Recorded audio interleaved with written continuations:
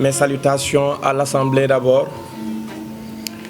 Mes honneurs au directeur du centre culturel. Mes salutations à l'endroit des organisateurs et mes frères et amis collègues panélistes, M. John et M. Yera, avec qui aujourd'hui je partage l'honneur d'animer ce panel. D'abord, pour commencer, je ne suis pas là en tant qu'un grand conférencier chevronné. Je ne suis pas là comme un grand diplômé, mais je suis là en tant qu'acteur culturel, mandingue en particulier. Aujourd'hui, je reviendrai sur cette citation qui dit « Il ne faut jamais mettre le doigt entre l'écorce et l'arbre. On risque de se faire mal. » Parce que, dans un premier temps, je suis issu d'une famille de communicants. Et quand vous allez dans le mandin, la communication revient au Kouyaté. Et je suis Kouyaté par ma mère. Mais encore, quand vous allez dans le mandin, le courage et la communication revient au Kanté. Et je suis Kanté par mon père.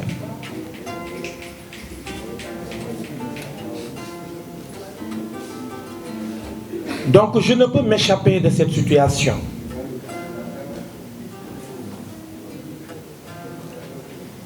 Et quand on était dans le mandin aujourd'hui, le mandin fut d'abord une société matrilinéaire avant d'être patrilinéaire. Cela veut dire quoi? Que le nom ne revenait pas au papa, le nom revenait à la maman.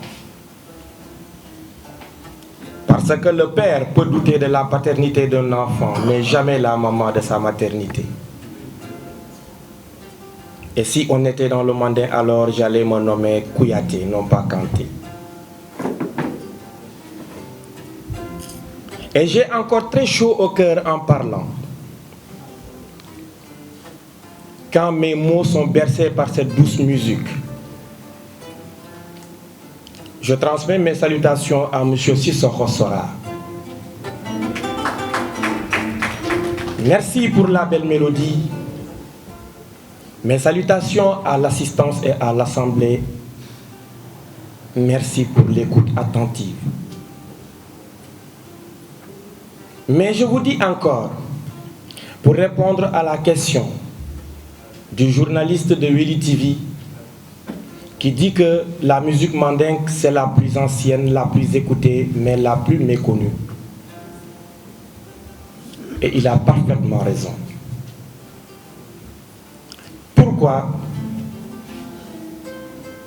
Parce qu'aujourd'hui, toutes les musiques africaines, je dirais, se sont pour la plus grande majorité se sont inspirées plutôt de la musique mandingue. À travers ces instruments de musique, il est très rare de voir un musicien africain jouer sans kora, sans balafon, sans tama, sans tambour, sans dundumba, sans djembé. Et aujourd'hui même, nous sommes au XXIe siècle, on a révolutionné la musique. On a invité la modernité dans la traditionnalité, raison pour laquelle aujourd'hui nous sommes là pour fêter la première édition de ce festival urbain, culture mandingue urbaine. Urbaine étant la modernité et le mandin étant l'histoire. Et quand on est dans le mandin aujourd'hui, je dirais nous sommes tous des mandins. Chacun d'entre nous qui porte un nom, un patronyme, il est mandin. Parce que le patronyme n'existe que dans le mandin. nulle part ailleurs au monde. Et je le dis sans réserve. Si je devais aujourd'hui limiter le mandin, je partirais du Sénégal à l'est, vers la Gambie, la Guinée-Bissau, la Guinée-Conakry, la Côte d'Ivoire, le Burkina Faso, le Niger, Libéria, Sierra Leone et tout le long du fleuve Niger et en finissant par le Mali qu'on appelait le Soudan. Alors aisément, vous pouvez faire ce constat que si je pouvais, j'allais dire que le mandin est composé de plus de 80% du territoire de l'Afrique de l'Ouest. Voici le mandin. Mais ce qu'il faut savoir, que le mandin s'est installé sur les cendres des empires du Songhai, sur les cendres des empires du Ghana. Mais aujourd'hui, le mandin doit sa révolution au prince Keïta. Ceux-là qu'on appelle les Kani-Simbo, les Kani-Nyoron-Simbo, les Lawali-Simbo, issus de la grande famille des Keïta, des grands du mandin. Mais l'honneur des Keïta fut. Ils n'ont pas voulu dominer le mandin parce qu'ils étaient forts. Ils n'ont pas voulu dominer le mandin parce que c'était des sanguinaires. Ils n'ont pas voulu dominer le mandin par besoin de territoire, car le mandin était assez vaste. Mais ils ont invité les mandins à s'unir. Comme on le dit en langue mandin, Kadunda Kelen fait, Kaboda Kelen fait. Entrer par une porte et sortir par la même porte. Symbole de l'unicité au mandin. Et le mandin était constitué de 30 fils. Quand vous entendez parler de 30 fils, détrompez-vous, le mandin n'était pas composé que de 30 personnes. Mais le mandin était composé de 30 fils, à qui revenait la charge de décider pour les fils du mandin. Ces 30 fils représentaient un peu l'assemblée. C'est à ces 30 fils que revenait l'honneur de décider du sort du mandin. C'est à ces 30 fils qui décidaient si le mandin devait aller en guerre ou pas. C'est à ces 30 fils qui revenait encore l'honneur de juger les fautifs dans le mandin.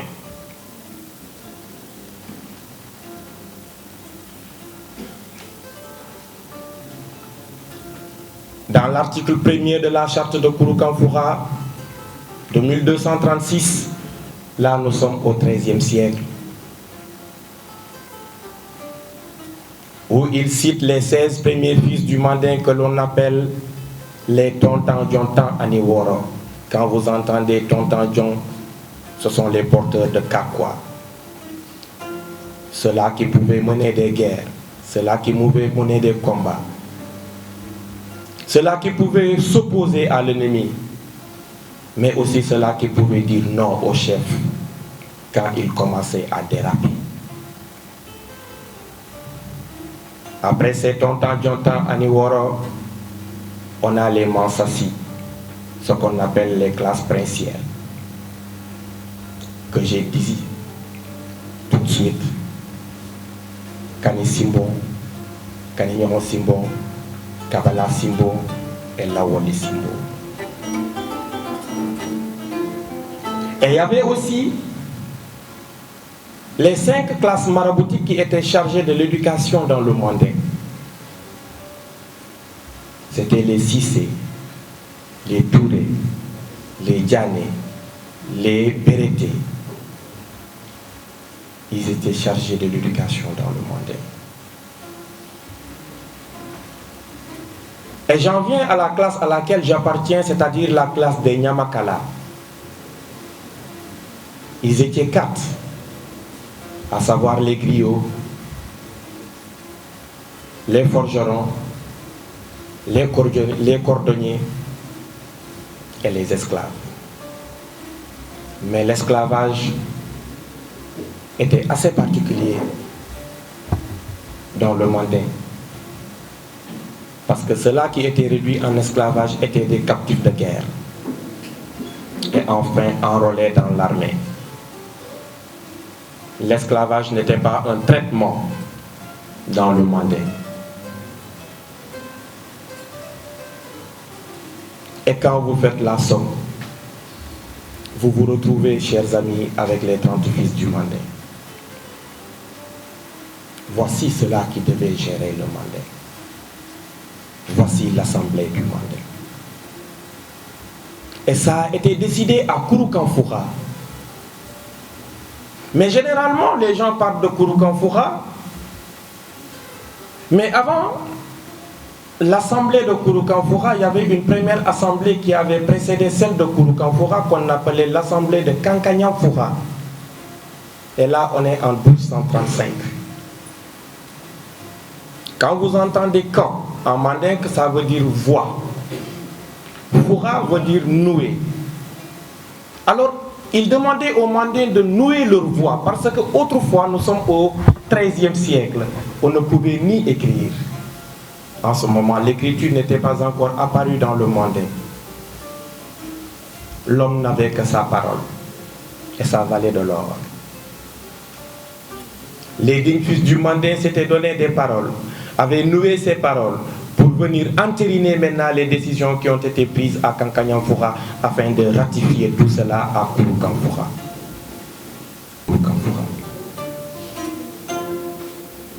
Et les patronymes aussi, on ne peut parler du mandin sans rendre hommage au Keïta, sans rendre hommage au Traoré, sans rendre hommage au Diara, sans rendre hommage au Kanté, sans rendre hommage au Touré, sans rendre hommage au Cissé, sans rendre hommage au Camara, étant les premiers fils du Mandin.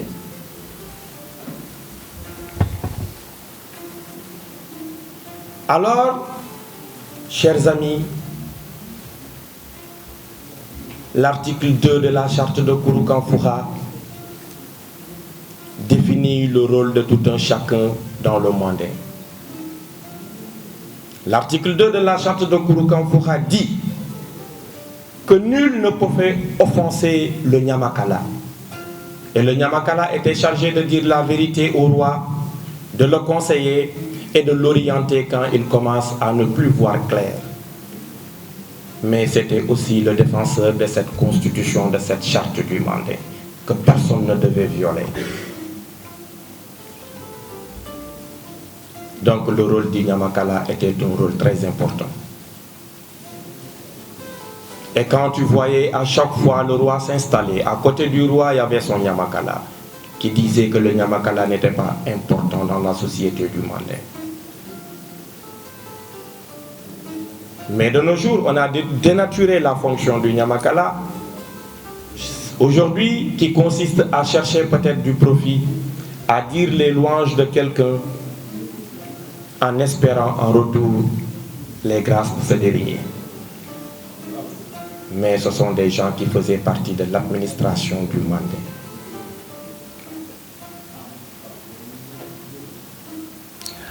Toujours dans la charte de Kouroukanfoura, on avait déjà protégé la vie dès le XIIIe siècle dans le Mandin. Dans son article 4 de la charte de Kouroukanfoura, on disait le droit à la vie était préservé. L'intégrité physique aussi. Et tout acte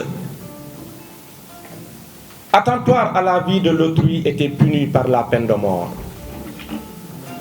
Celui qui voulait ôter la vie de quelqu'un ne méritait autre chose que la mort. Aujourd'hui, on voit ça. Même aux États-Unis, la peine de mort est appliquée afin de protéger les vies humaines. Mais aussi, encore dans le Mandin, pour gagner le combat de la prospérité, Aujourd'hui, au XXIe siècle, encore, on nous chante cette chanson de l'autosuffisance alimentaire. Et depuis 1236, les Mandins ont déjà réfléchi sur cela et l'ont mis dans la charte de Kouroukanfoura dans leur article 6.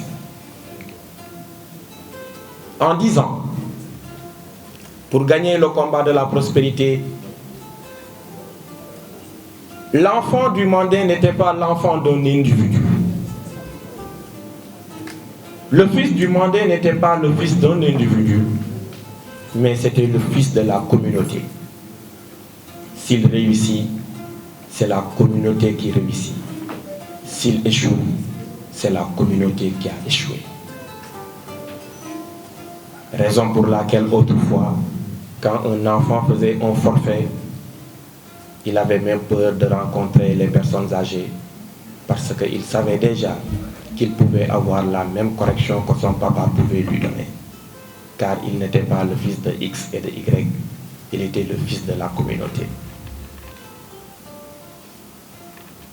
Chers amis, l'éducation n'était pas aussi laissée en rate dans la Constitution, dans la charte du Mandin. Dans cette charte où on a demandé déjà à ces 5 classes maraboutiques qui sont chargées de l'éducation, mais aussi de l'installation de l'islam dans le Mandin à travers les Mori Kandaloulou, les Sissé, les Touré, les Diané, les Bérété, qui étaient chargés de l'éducation. Car ils disaient que le savoir était important pour la réussite d'une communauté. Chers amis, toujours, dans l'article 15 de la charte de Kouroukanfoura, on nous parlait du respect des aînés, le droit d'aînesse. Chacun devait respecter celui qui était plus âgé que soi. On devait du respect à nos parents. On devait du respect à nos oncles. On devait du respect à notre famille. Le Mandin ne pouvait pas se permettre d'insulter son papa. Le Mandin ne pouvait pas se permettre d'insulter sa maman.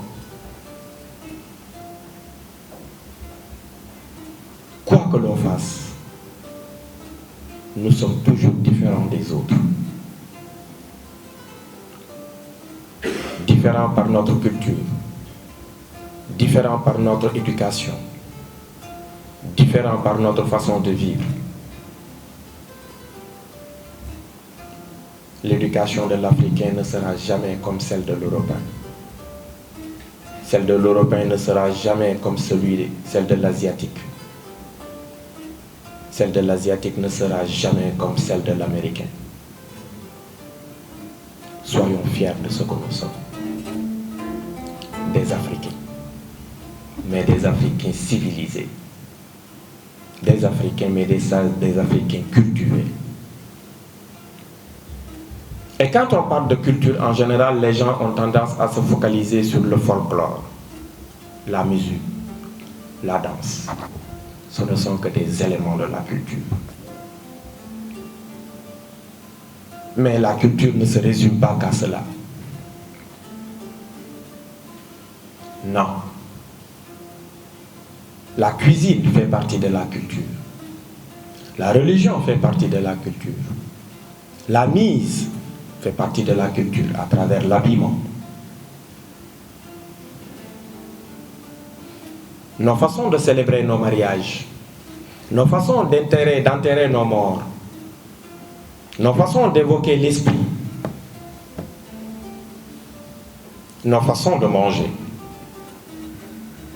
L'Africain a tendance à manger avec la main, les Européens avec des fourchettes, les Asiatiques avec des baguettes. Différence, il y a ou pas? L'Africain qui s'habille de façon traditionnelle, l'Asiatique qui s'habille de façon traditionnelle et l'Occidental pareil. Il y a différence ou pas?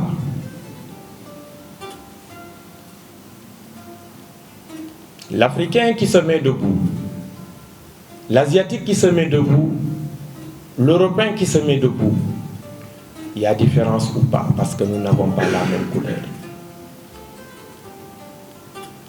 Et ça, c'est naturel. Aujourd'hui, les Européens qui sont là en train de défendre la question genre, qui disent qu'ils ne parlent pas de la différence biologique à travers le sexe. Ils disent que peut-être l'homme est né homme, il ne peut pas changer de sexe. La femme est née femme, ne peut pas changer de sexe. Le noir est né noir, il ne peut pas changer sa couleur. Le blanc est né blanc, il ne peut pas changer sa couleur. L'asiatique est né asiatique, jaune ou orange, je ne sais quoi, il ne peut changer sa couleur. Mais ce qui nous lie est plus fort que ce qui nous sépare. Ce qui nous lie est plus fort que ce qui nous sépare veut dire, depuis 1236, nous, Africains, nous, Mandins, avons dit qu'il n'existe qu'une seule race. C'est la race humaine. Et je vous invite encore à faire la différence entre la charte de Kouroukanfoura et la charte du Mandin, qui sont deux chartes qui sont différentes. La charte de Kouroukanfoura qui est composée de 44 articles et la charte du Mandin qui est composée de 7 articles, dont l'article 1er dit « Aucune vie n'est plus importante qu'une autre ». Mais il se peut qu'une vie est beaucoup plus ancienne qu'une autre. Mais elles ont la même valeur. Imaginez, nous sommes au XIIe, XIIIe siècle, cette réflexion. Et ce n'est qu'au XVIIIe siècle, après la Révolution française, qu'on vient nous enseigner le droit de l'homme, droit de la femme et droit de l'enfant. Nous, Africains, nous, Mandins, on avait déjà pris ça en charge depuis le XIIe siècle. Et je vous invite à faire un calcul tellement élémentaire. Aujourd'hui, nous sommes au XXIe siècle. Quand vous prenez 21 moins 13, ça vous fait combien? Banalement, entre la civilisation mandingue et la civilisation occidentale, il y a plus de 7 siècles de différence. Aujourd'hui, ce sont ces gens qui nous disent qu'est-ce que c'est que la civilisation et on l'accepte. Nous devons nous revoir. La colonisation administrative, elle est dépassée. Mais jusqu'à présent, c'est cette colonisation mentale qui existe et nous devons divorcer avec. Et c'est pour cela que j'ai été très ravi quand j'ai reçu l'invitation de ces festivaliers pour venir un peu discuter avec l'Assemblée sur ce que c'est que le mandin, ce que c'est que la culture mandine. Le temps ne nous permet pas de parcourir l'étendue de la charte de Kouroukanfoura. Le temps ne nous permet pas, mais de façon ramassée. Ce n'est qu'un aperçu de notre belle culture. Et je vous dis que vous êtes tous des mandins. Je n'avais pas répondu à cette question. Parce que je viens de citer tout de suite les limites de l'Afrique, ou bien même du mandin. Dans les pays que j'ai cités, je n'avais pas nommé la Mauritanie, parce qu'elle ne fait pas partie du mandin. Et quand vous allez en Mauritanie, les gens n'ont pas de nom de famille, n'ont pas de patronyme. On donne le nom plus le nom de son papa. On dit Mohamed Ibn Abdallah, exemple. Mais ce n'est pas un patronyme. Et pourtant, la Mauritanie, c'est le pays le plus proche du mandin, mais elle ne fait pas partie du mandin. Et parfois aussi les 16 noms du Mandin que je viens de citer, certains peuvent ne pas retrouver leur nom dans ces 16. Mais dans le Mandin, il y a des noms qui sont dérivés des autres noms. Je prends l'exemple de Keita. Keita égale Konaté. Keita égale Soumano. Keita est égal à Souro, les femmes. Keita est égal à Dano. Keita est égal à Dante. Keita est égal à Konate. Je prends l'exemple des Kamara. Il y a des noms qui sont dérivés des Kamara. Les Sissoko, les Danfaha, les Danyoro, les Dansoro sont dérivés des Kamara. Quand vous prenez les Signatés, il y a les Nyarate, il y a les Nyare, il y a les Djombana, ainsi de suite, ainsi de suite. Chers amis, c'est un plaisir de partager ce plateau avec vous, de partager ces instants avec vous. Et je souhaite à ces festivaliers, aujourd'hui nous sommes là pour fêter la première édition, que Dieu nous donne longue vie et que nous soyons encore là pour des éditions futures à venir. Et des remerciements marqués à l'endroit du directeur du centre culturel qui n'a aussi ménagé aucun effort pour la réussite de l'événement. Et vous, l'auditoire, un merci infini à vous aussi, parce que vous avez laissé vos activités pour venir nous écouter. Ainsi, je m'en vais m'arrêter là, mais en vous disant à vous danser. À vous danser en langue mandingue et en langue bambara veut dire soyez les bienvenus. Car quand je dis bismillah, je parle arabe. Mais quand vous êtes en bon mandin pour souhaiter la bienvenue à votre hôte, vous lui dites à vous danser. Mbalimaou, à vous danser. Merci beaucoup.